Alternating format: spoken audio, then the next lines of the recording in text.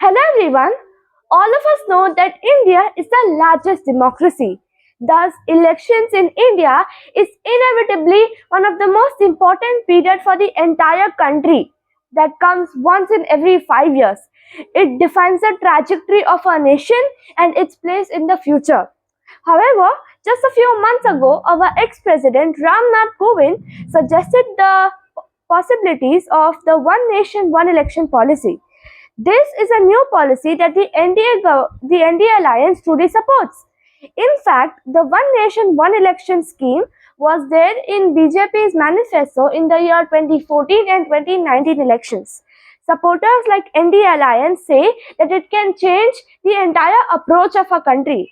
However, critics argue that One Nation One Election is a bad idea for a country.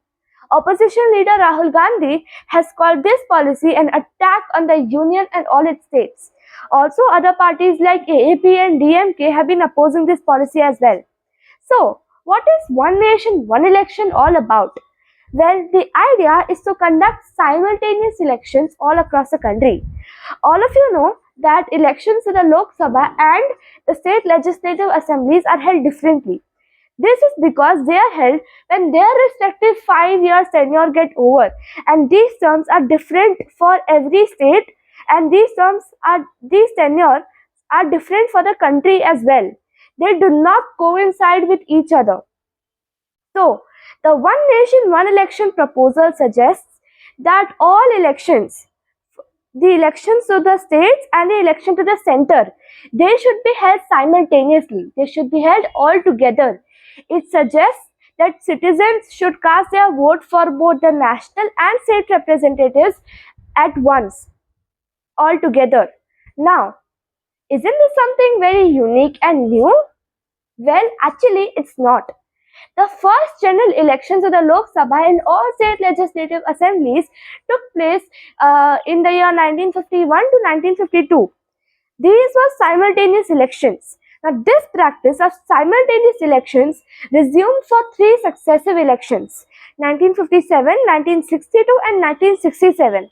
However, due to the premature dissolution of some legislative assemblies in the year 1968 and 1969, this practice got interrupted for the first time. From 1967 onwards, India saw a lot of political mayhem.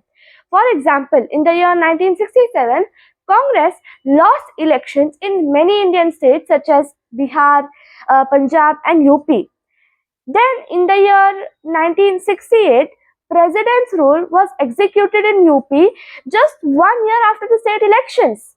Finally, in 1971, the then Prime Minister Indira Gandhi called for early general elections, which were originally scheduled to be held in the year 1972, 1 year later.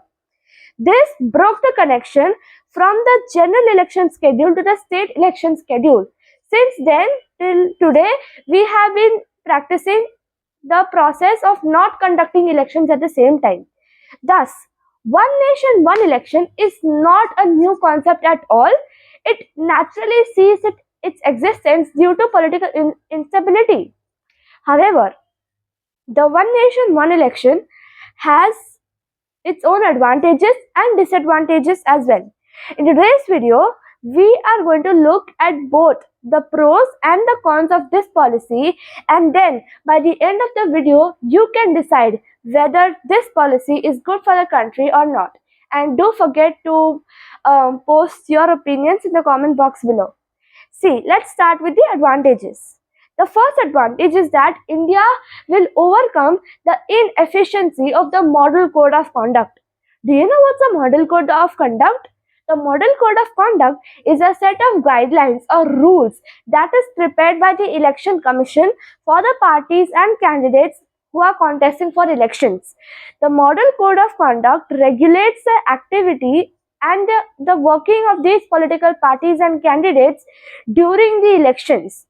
The Model Code of Conduct says that from the date of elections is announced till the entire process of election is complete, including declaring the results, the government cannot initiate any new development policy, or the government cannot announce any large giant scheme. Any large capital project shall also be suspended.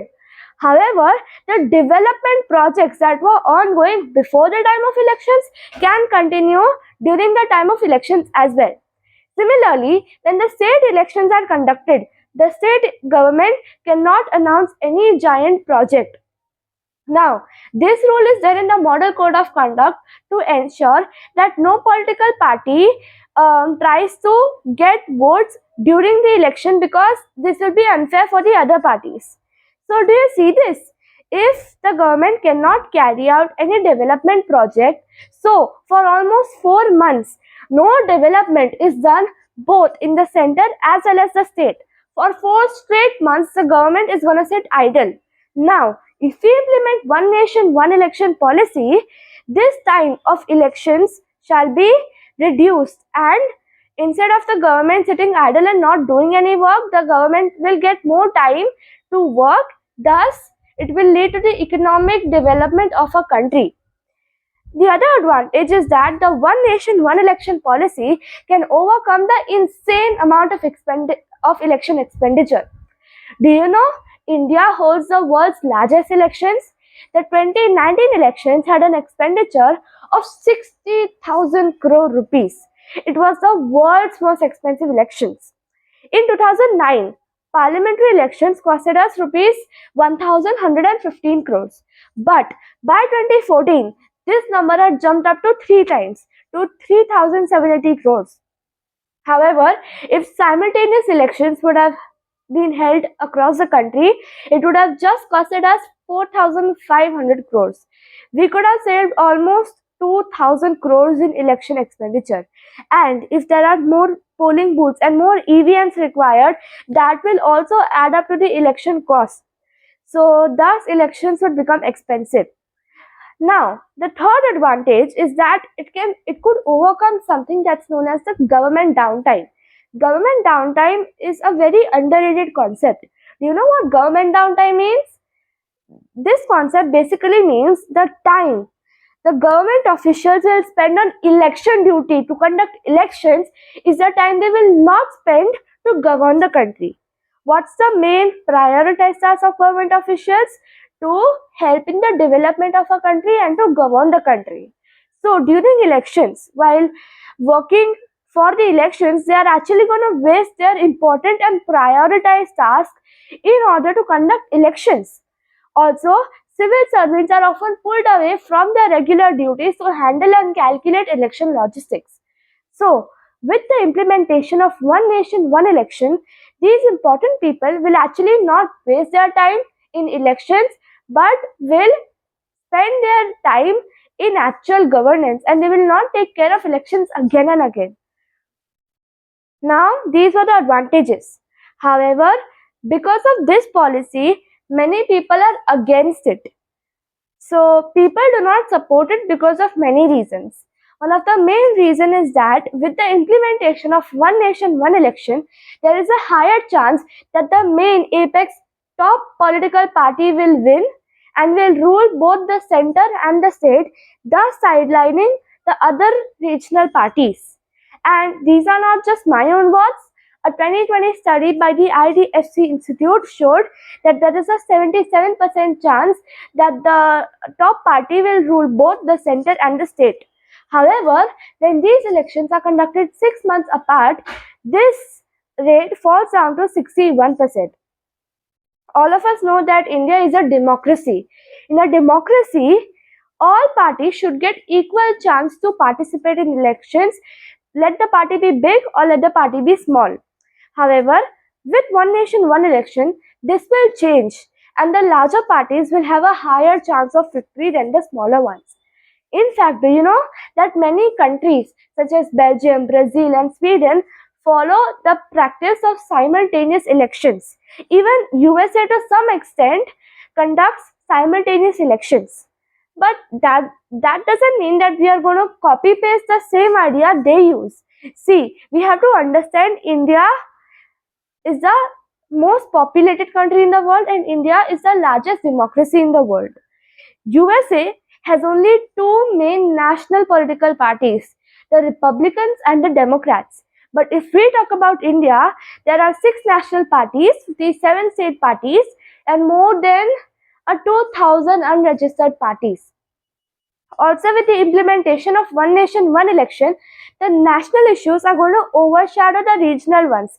Everybody's going to talk about the national issues rather than the smaller ones, and these small issues will not get much recognition. Also, under the implementation of one nation, one election, our country would require three times more EVMs. India's population it is itself 141.72 crores, and out of them, 96.88 crores are registered voters, and one EVM can only handle 2,000 votes. So imagine the amount of EVMs we are going to require if we want to conduct simultaneous elections.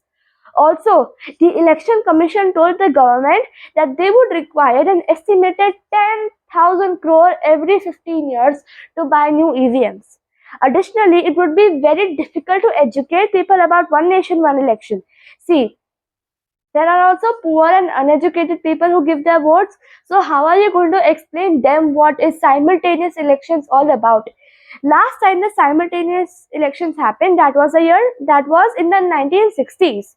So we have to understand that one complete generation is unaware about what one nation, one election actually is. So it would be very, very, very difficult to educate people about what this policy actually is. Now comes the biggest challenge of implementing the one nation, one election. This challenge does not lie in the after effects of this policy. Instead, this challenge lies while implementing one nation, one election. See, to implement this policy, we will have to make a lot of amendments in our constitution because we are changing the entire election system of India. These certain amendments for the implementation of one nation, one election is going to disrupt the entire federal structure of India. We will have to make new laws, and we will have to make amendments about president's rule or dissolution of assemblies prematurely. See, in the constitution, it's mentioned that state assemblies can only be dissolved for specific reasons that are in accordance with the Article 356 of our constitutions. And dissolving the assembly for simultaneous elections before the tenure gets over is a complete violation to our constitution. This policy raises fundamental questions about our governance. All of us know that a government's tenure, be it for the center or for the state, a government's tenure is of 5 years. So, what would happen if the central government collapses in the middle of its tenure? Or what if the state government collapses in the middle of its tenure?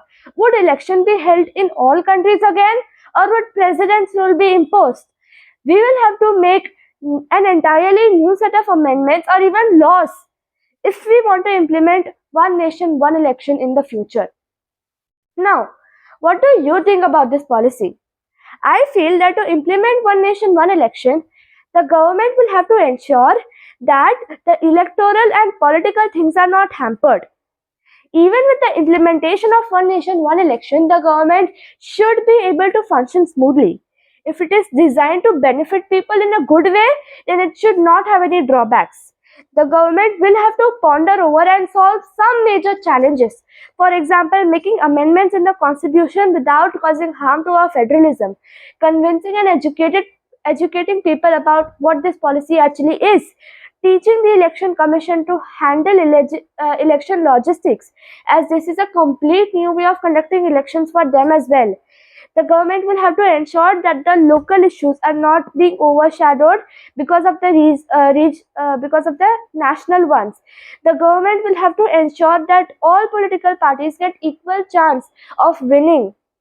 So this is all for today, guys. I hope you learned something new. Do not forget to share your opinions in the comment box below. See you in the next video. Thank you. Jai Hind, Jai Bharat.